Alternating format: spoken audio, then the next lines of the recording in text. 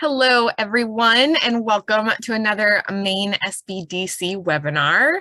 My name is Kelsey Brearden, and I am with the state office, and we are joined today with Maine SBDC at NMDC Center Director and Business Advisor, Brandon McDonald.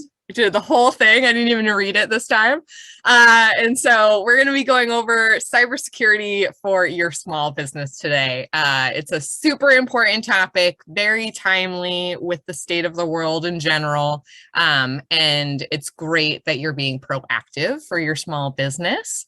So thank you for joining. If you are not familiar with the Maine SBDC, we are the Small Business Development Centers of Maine, and we have centers and business advisors all across the state, and we provide no-cost, confidential business advising. So we can help answer pretty much any small business question you have, and if we can't, we can find the people who can.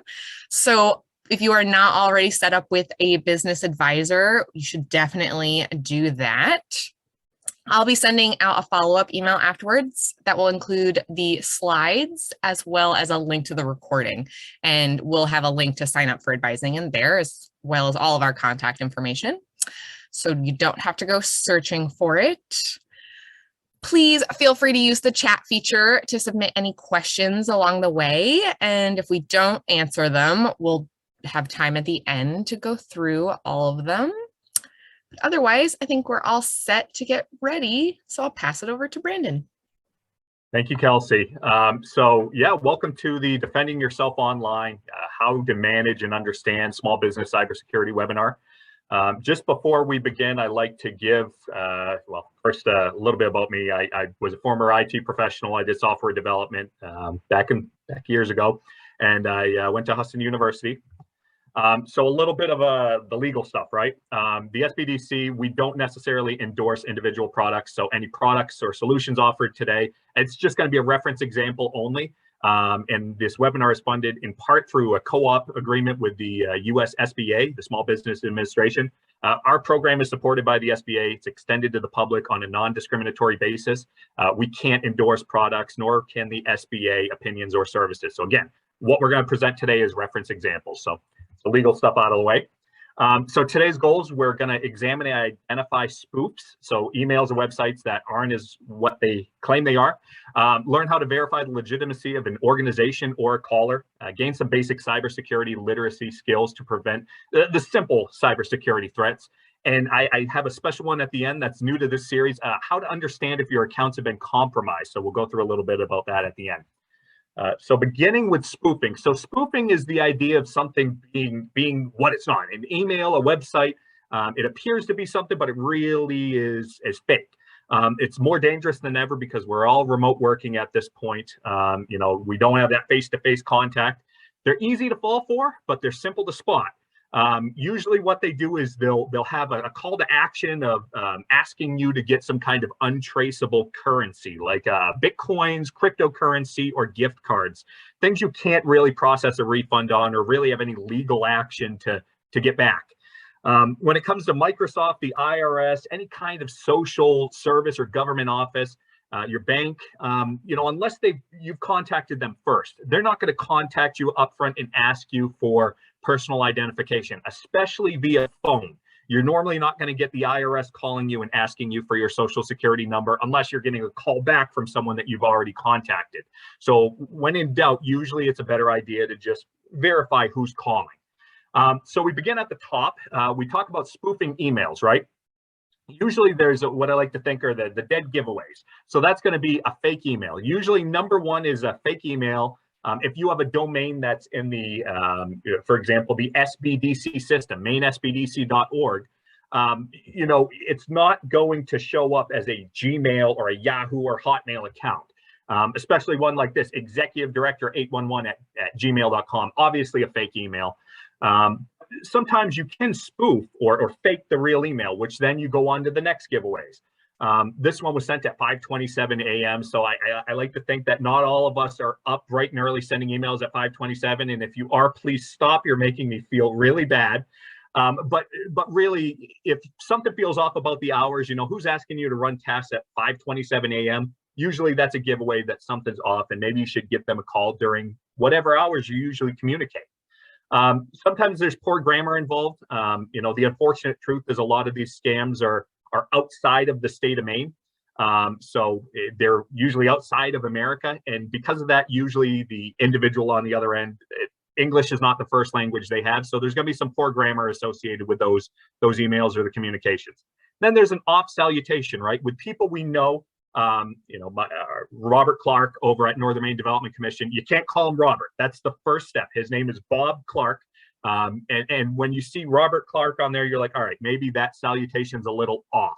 So those are kind of the giveaways to find out that maybe this email is not what it claims it is. Then I kind of look at the too good to be true headline, right? Northern Maine Development Commission gives away free ponies with attendance to their workshops. Total fabrication. If anyone's here for that, for the ponies, I'm sorry. It's just not going to happen today. And when you sit down and think about it, there's quite a bit of these emails that go out for businesses of, here's a contract that you've won. Please visit our website to sign an agreement for services. When you go there and it just feels off, something feels off. I didn't bid on a contract. I didn't bid on services. Why am I getting this?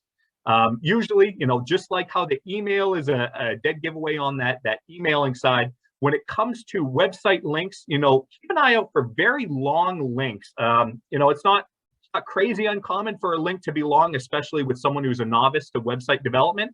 But when it comes to working with Chase Bank, Machias Savings Bank, links are normally not going to be that long, especially a homepage link. So just be cautious when you're visiting a website with a very long website text. And if you go back towards the initial domain, just make sure you're at www.mainesbdc.org. Moving on from spoofing, we're looking at verifying the legitimacy of an individual or a caller. So no legitimate company is going to call you first and ask you for your bank information via phone or personally identifying information such as a social security number. You're going to hear this call to action word, right? Threatening of, in some cases, jail time. In other cases, it's your Google listing is going to be taken down if you don't cooperate with us. Usually when there's an immediate call to action, that red flag's got to go up and you got to say, hold on a minute, let me take a step back, think about this and figure out if this is truly a legitimate contact. Usually these calls, these emails, again, there's that canned response feeling, right? Someone's reading off a script. Hello, Mr. McDonald, your business is in danger. That's usually kind of how they do their canned response. So it's important to sit down and say, listen, this doesn't feel right, doesn't feel personal. You should have that red flag going up. When it comes to us being in Maine, we're fortunate because we've all got the same area code up here. So unless it's an 800 number from a bank calling you, normally we're all calling each other on a 207 or maybe a 603 New Hampshire code or something like that. So rarely are we getting calls outside those area codes. But if you do, that's usually a flag in itself. Although I have heard that Maine is receiving a big influx of new individuals moving up here. So it's not as much of a giveaway as it was years ago. Usually there's a outside domain to the email. So if your coworker is emailing you from a Gmail or a Hotmail email rather than their work email, unless you guys do that back and forth, there's a little bit of a reason to be concerned, especially when they're sending documents via those emails, right? It's super easy for me to find out who coworkers are just by going on LinkedIn. It's just as easy for me to look around and fake an email and pretend that I work at Bangor Savings Bank. And I'm sending an email to a coworker, hey, do you have the tax return for so-and-so? I don't have access to the server at home. And sometimes people are going to say, yeah, no problem. And that's one of the big issues with cybersecurity breaches is, especially in the remote working world, it's a breach of trust. And you think, I know who's on the other side of that email, but nowadays we really don't. And it's unfortunate. Again, they have that cause of a feeling of panic or immediate action. If you feel like you have to panic and make a decision immediately, take a step back, understand that no legitimate company is going to put something in your hands that you have to deal with within 24 hours, right? Just make sure you stop, do your due diligence. And when in doubt with any kind of organization, hang up the call, delete the email, contact that organization directly. Call the IRS, call your bank, call a Google support number, and they'll be able to say, no, that's definitely not us. So moving on. So password strength, it's important. Just, over the years, there's been some myths with passwords. When it comes to passwords, it's just as important to use different passwords on each website as it is to make your password as complex as possible, as long as you can still remember them. So I like to call it having a burner password, right? I've got a password that I use on all applications that don't have any financial, tax, or health records associated with them.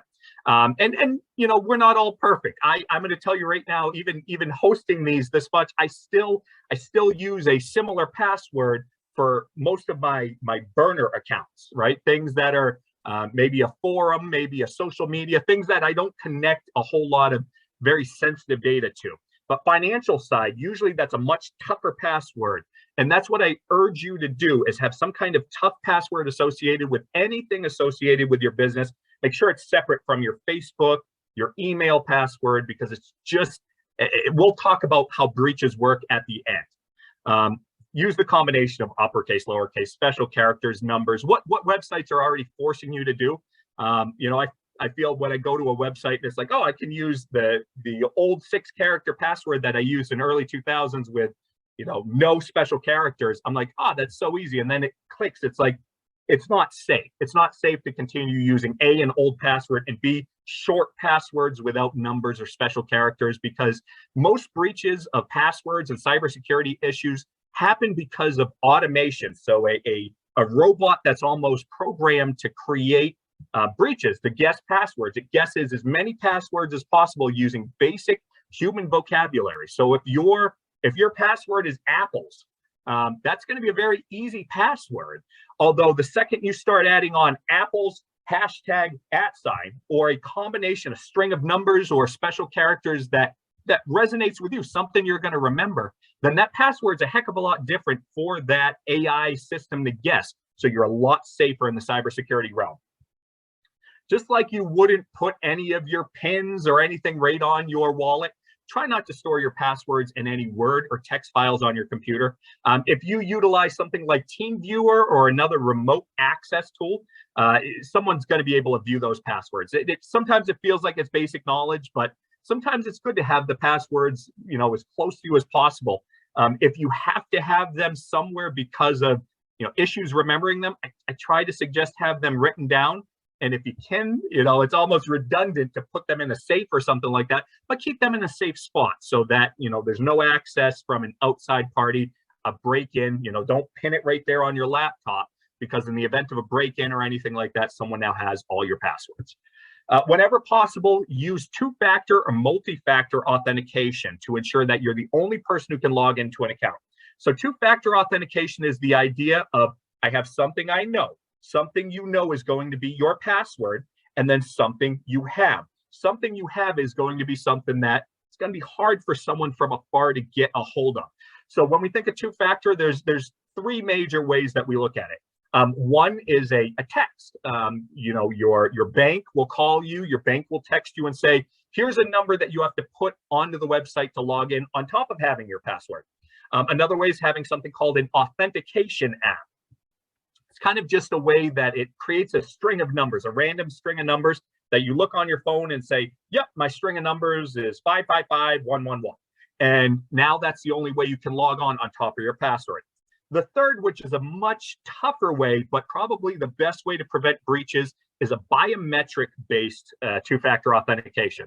Now, that would be a facial scan, which isn't as expensive as you think when you remember that most of our phones have the ability to scan faces, and they're getting better day by day, along with fingerprint scanning, which most of us use that already on our phones. A fingerprint scanner is getting more and more cost effective.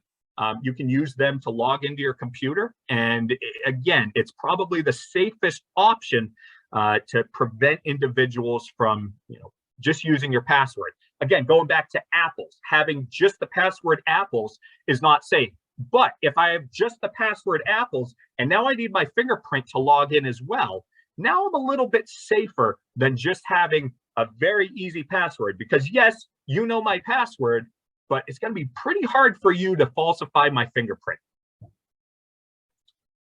Moving on from that, ransom attacks. So we're hearing more and more about ransom attacks, and it's getting to the point where attackers are not really holding back in who they go after. You know, here in Maine, we've seen the Maine State Police be held to ransom attacks. Maine school districts. It's not just large companies like it used to be. A ransom attack is typically caused by clicking either an unsafe link or opening a malicious file. So there's good news if you click an unsafe link and something like what you're seeing on the left pops up. Usually, and you know, I can't give a percentage, but most of the time, that's going to be what's called a website spoof. It's a pop-up or something that's allowed by usually an outdated browser. And what happens is just by resetting your computer, you'll be able to get rid of that warning, that ransom attack, because really all it is just a pop-up. The problem comes when you download a file, maybe a PDF that claims it's a PDF, but maybe it's a EXE, an executable file that installs to your hard drive. That's an embedded virus, and it's kind of no different than a virus that would be in our body, right? We have to seek treatment for something like that, and treatment for an embedded virus usually begins with an IT professional. It's possible to replace some of these on your own using a backup. So if you don't already do Windows backup, which is most of the time provided free of charge, or if you're using Mac, or if you're using a cell phone, make sure that you're backing up using whatever tools that are provided by your operating system. In the event that you can't back up, or if there's issues with that, again, you have to work with an IT professional. You can prevent these issues by using an email server with active threat monitoring. So that would be something like a Gmail or a Hotmail. You know, some of them have active threat monitoring built in. Not so much Hotmail, but the Office 365 tool is built with built-in ransom protection, spam protection, almost similar to how antivirus worked in the golden days of the internet. You should be updating all your browsers and your operating systems for security patches. So I do talk about antivirus a little bit, but the most important thing that you can do now as a business owner is ensure that you're using the most up-to-date devices, right? When it comes to operating systems, if you're running on a Windows Vista computer, and even Windows 7 is starting to kind of fall down the ranks when it comes to security patches, you should be cognizant of the fact that maybe it's time for me to make sure that I'm on the most updated system. Because for those on Windows Vista, when a new security breach comes out, Windows is not updating for anyone on an operating system prior to that. So it's important to remember that's usually the first place that breaches happen. It's with a security vulnerability in either your phone operating system or your computer's operating system. You can utilize antivirus and firewall software. A firewall is great. Antivirus, as we download more and more from the cloud, from Android-based stores or app stores, it's important to remember that most of the time these applications are verified by a third party. Google and Apple will both scan before they put anything on their third-party stores. So you're a little bit safer than in the past when, you know, it was the wild, wild west and I type in best photo editing software and download the first thing that came up, no matter, you know, if it was or wasn't verified. So, you know, antivirus is still great to have, but the days of focus on that as much as security patches and making sure your updates are as recent as possible, that's kind of where we're at right now. Again, don't click those unknown, unsafe links. You got to verify the legitimacy of anyone who's calling you or emailing you. You know, it's harder when we're in the service sector where we're working with clients. You know, you've got someone you're working with for a job and they tell you, hey, here's a PDF of my design. Just make sure you're working with the same email that you've been working with throughout your client relationship. Whenever in doubt, just give a quick phone call. We talked about data backups a little bit back there. So data backups, you're going to have the ones on your computer, right? But it's also important to have some kind of external hard drive. And I don't mean you have to go all out with a large external file system. You could use a USB drive. You could use an SD card. Anything that's not permanently connected to your computer, or in the event that you can't do that, use third-party cloud backups, which are getting more and more safe as time goes on, especially ones that encrypt your data. Encryption is just the idea of jumbling up what's in your data, your names, your passwords, turning them into hashes almost that aren't as recognizable to the human eye. I'm not going to look at it and be like, oh, that's their password. But there are ways to go back and turn that hash back into data. So just keep that in mind. Back up your files regularly. Set your system to automatically back them up on a schedule. Just outside the cybersecurity world, it's important to prevent your loss due to common hardware failures, defects in technology, hard drive crashes, especially as we're on older computers, old school HDDs, the hard drive that has the moving parts inside. They fail, and it's not uncommon for a hard drive to fail. So it's important to have some kind of secondary data backup. I look at people who do artistry, CAD work, machine tools, anything like that, where they have drawings that you really don't want to lose that data, or any other kind of major data that, if you don't have access to it for 10, 15 days, how much money is your business going to lose out on? So that's important to remember, that when it comes to how the world's been now, to get an IT technician to take a look at your problem, it could be several days. Just ensure that if your business didn't have data backups, how much money are you poised to lose? And that's how you know when you should really start focusing on data backups a little bit more. Not all of us are going to have a ton of employees on board, but if you do have several employees, you should have a data breach plan in place, and you should inform employees what to do in the event of a cyber attack. So if someone is connected to your work network, they find out that they have a ransomware attack on their computer, should have a data breach plan in place to figure out, what do we do now? What's the plan? Do we use home networks? Are we going to stay away from our work devices? Figure out what the happy medium looks like. But again, be cautious, because viruses that sit on your work network, if there are any devices that were connected to your work network, work servers, anything like that, they could have some infection on them, and they're going to need to be checked by an IT professional to make sure it's all clean. Talking about fake websites, my top tip that I share: when in doubt, use the wrong password on purpose. So a fake website really is no different than a contact us form or a submission form. It's going to look like username and password, but really all you do when you press login is it's going to send an email or send some kind of notification to someone on the other side of the screen who's maliciously going to use that information to maybe log in as you.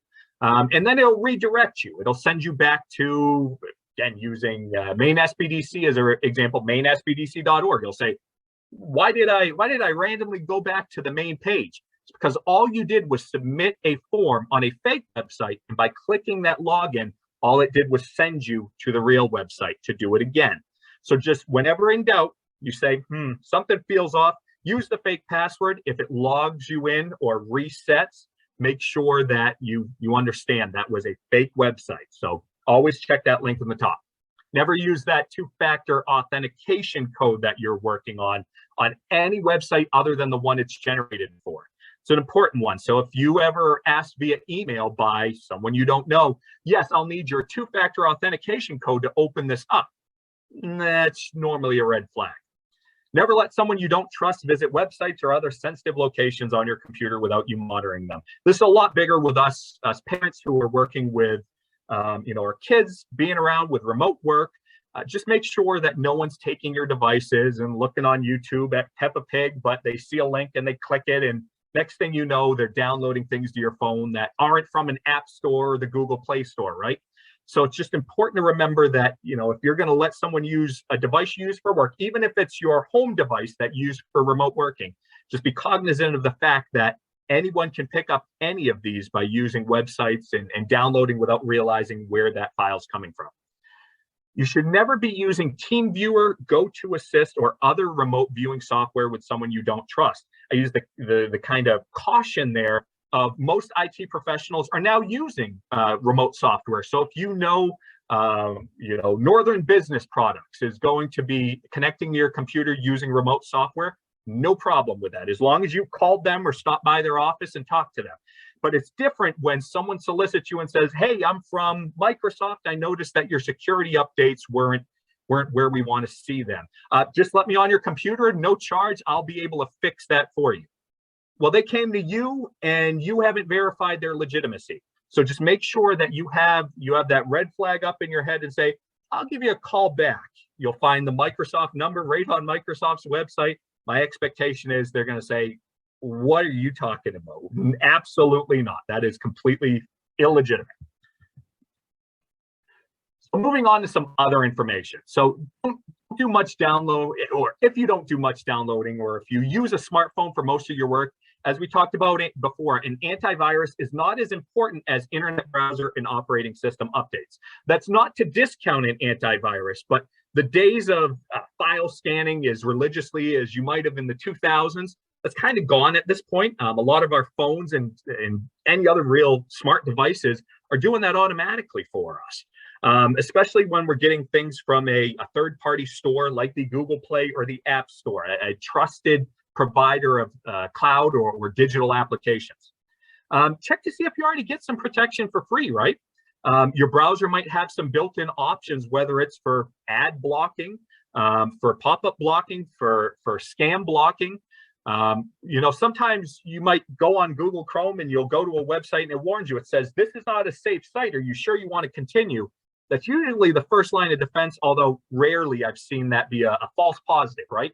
But that happens with any of this software. Whenever you see that, just keep the flag kind of halfway, all right? Maybe the red flag's up, but it's definitely on your mind that there's something that could be at foot there. Password managers, we talk about individuals who might not have the capacity or be willing to remember very long passwords.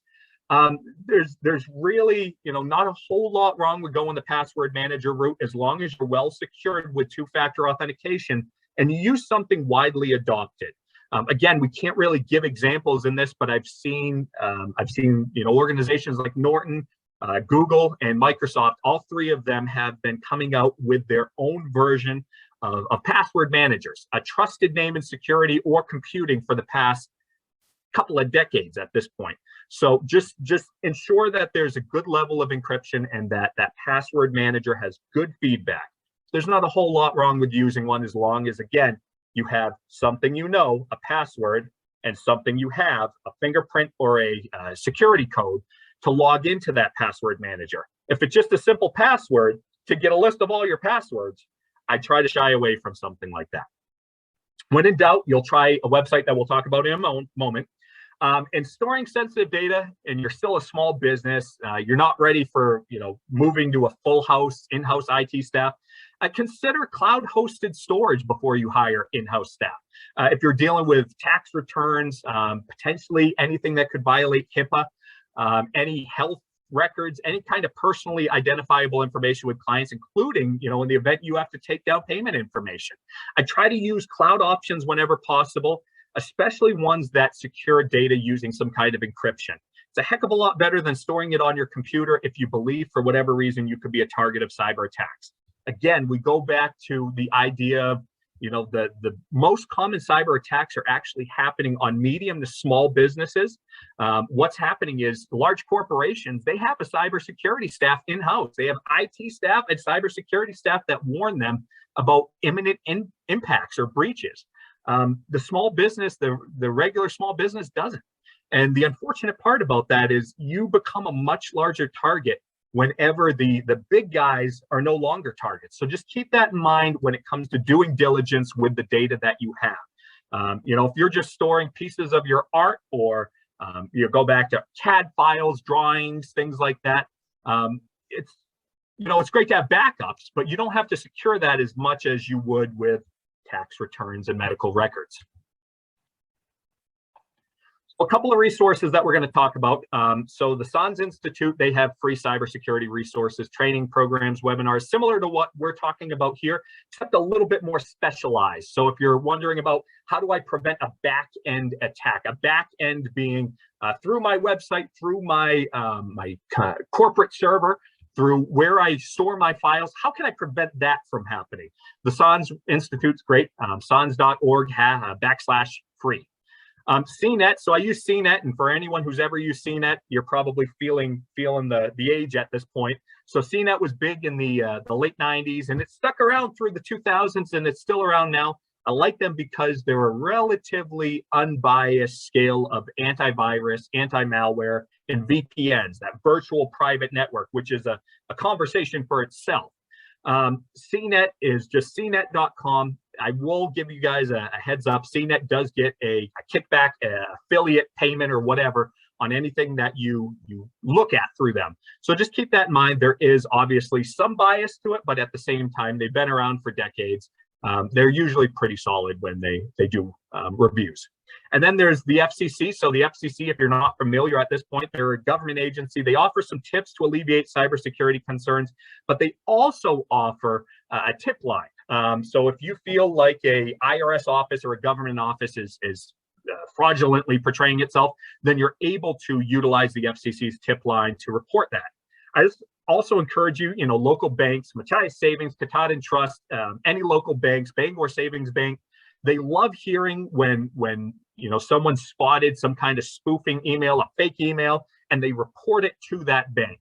So whenever you end up getting something like that, if you got a good relationship with your local bank or a local agency, just let them know you received that. And that's something for them to watch out for with other clients. So when they see volume and fake money transfers going out, they'll kind of have an idea of, yep, we have an idea what this is caused by, and they can stop it. A bank, when they get a heads up, they're able to put a stop to most of this activity before it happens. So one of my favorite new resources is Have I Been Pawned, right? Is your password floating around on the internet? You can visit this website, PWNED.com, to find out if your information was ever compromised. All you need is your email. You'll put your email into that website. It will list out every breach that your email has been involved in. If you use the QR code, if you're not familiar, you'll take your cell phone, you'll scan the QR code, and it should also bring you to that. Essentially, if you are in a recent data breach, the unfortunate truth is your password in some kind of encrypted fashion is hanging around on the internet. As many of us know, the internet is usually pretty permanent on what's on there. So any data you have up to this point, if you have had a breach, you'll likely have your data hanging around. That doesn't mean you can't take some reactive action at this point and change your passwords. Add on two-factor authentication. Ensure that your security is paramount right now to make sure that there's no data of yours that can leave going forward.